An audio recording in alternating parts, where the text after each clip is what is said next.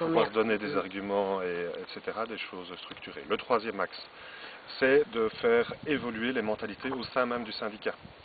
Parce qu'il ne faut pas croire que les travailleurs sans emploi sont bienvenus au syndicat. Daniel aussi. Et ça, c'est un combat de tous les jours, permanent. C'est vraiment pas une chose facile.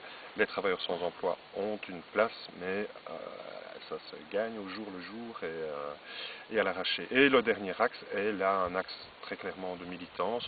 Le but étant de pouvoir démonter les idées reçues par rapport au chômage, par rapport aux chômeurs, d'informer au maximum la population lambda via les médias et d'accéder aux politiques aussi via les médias et de pouvoir aussi établir des revendications, pas seulement de l'information mais aussi des revendications, et le groupe ici est particulièrement doué pour faire parler de lui.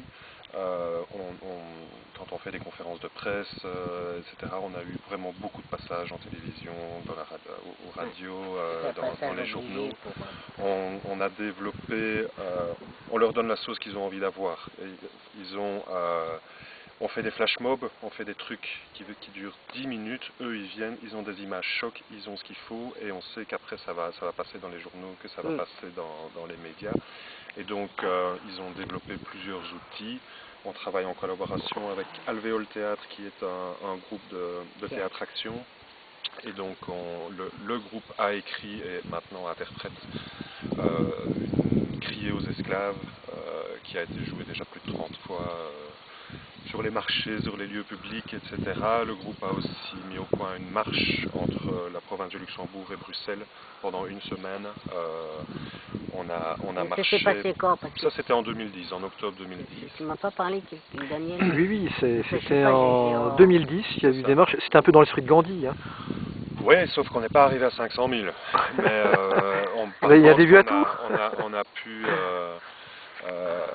On a pu avoir accès aux médias, on a pu faire des rencontres vraiment très chouettes, très intéressantes. Toujours le lien. On a pu aller, oui, le réseau, un réseautage, c'est comme ça qu'on bosse, il n'y a pas d'autre moyen. On a pu aller rencontrer des politiques, des bourgmestres, enfin des maires comme on dit en France.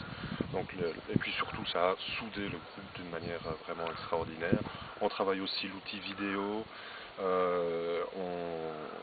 On a fait cet atelier d'écriture l'année passée sur le thème du travail et de l'emploi avec un journaliste assez connu en Belgique, Gérard de Célis, qui est venu gratuitement nous faire cadeau de son savoir et nous aider à désacraliser l'écriture, puisque tout le monde dans le groupe n'était pas habitué à l'écriture. Et puis comme on a trouvé que nos textes étaient plutôt des bons textes, enfin que les textes écrits lors de l'atelier étaient des bons textes, on s'est dit là on va en faire un bouquin. Donc on a trouvé 2 éditeurs qui sont intéressés, on doit faire le choix entre les 2 éditeurs. Et on s'est dit on va pas seulement faire un bouquin avec les textes et des photos, on a envie de quelque chose en plus, de transcender ça par une dimension artistique. Et donc on a invité une illustratrice d'un certain niveau, vraiment d'un très bon niveau, à venir animer cette semaine-ci de travail. Et donc depuis une semaine, le groupe se familiarise d'abord avec des techniques relativement simples, et puis une fois qu'ils ont intégré ces outils-là, eh bien, ils sont en train de réaliser toute une série de choses qui vont pouvoir servir à donner un plus au texte écrit l'année passée. Alors moi j'ai envie de remercier le MNCP, c'est par ce biais qu'on a réussi à vous connaître, puisque vous étiez sur leur blog. Et puis voilà, on s'est téléphoné et tu nous as invités, c'était vraiment très sympathique. Très sympa. Voilà. On parlait de synergie, de lien. Tu penses que donc une synergie est possible entre votre groupe et la ligne Thionville-Philadelphie? Le groupe marche à l'envie. Et je pense que ce que vous avez dit aujourd'hui de ce que vous faites donne envie au groupe. Donc synergie possible, oui, évidemment. Maintenant, après, il faut voir techniquement comment on fait les choses, mais peut-être une première rencontre, on pourrait se déplacer jusque chez vous lors d'une action ou lors d'un moment de réflexion. Possible, mais on peut se déplacer aussi pour une de vos actions. C'est tout à fait des choses qui sont possibles. Officiellement, voilà, on se déplace. Alors, il faut laisser le temps au temps. On est sur la durée, enfin notre...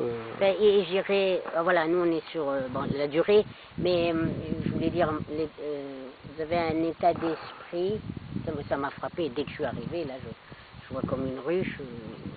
Les vidéos, elles seront sûrement, qui vont montrer tout le travail. Il y a de l'imagination, il y a pas quelque chose qui est juste pesant, lourd, purement syndical, purement... un homme, c'est pas fait que de ça, Alors, de revendication. comme tu as regardé notre... Je suis pour un syndicalisme joyeux. Voilà. Et nous, des militants joyeux, on nous qualifie de C'est militants très joyeux. Benassayac qu'on salue d'ailleurs, un philosophe de Paris. Voilà. Mais vu que tu as regardé notre blog, tu as certainement vu qu'on connaissait Charles Piaget avec les LIP. Hein. Ben justement, c'est l'imagination au pouvoir. Hein. Ça fait un peu penser aux LIP à ce que vous faites. Oui, voilà. Et ce qu'on fait aussi. En fait, bon, c'est un de nos amis militants, nous avait suivis pour la Poste, au moment où on s'est battu pour défendre la Poste. Oui, oui, j'ai vu ça. Voilà. Et Vous voyez, nous sommes deux mouvements qui on aime se mouiller parce que dans tous les sens du terme. Hein. Oui, ton appareil, il va pas Voilà, aussi, donc on va arrêter là. Merci beaucoup. Merci à vous.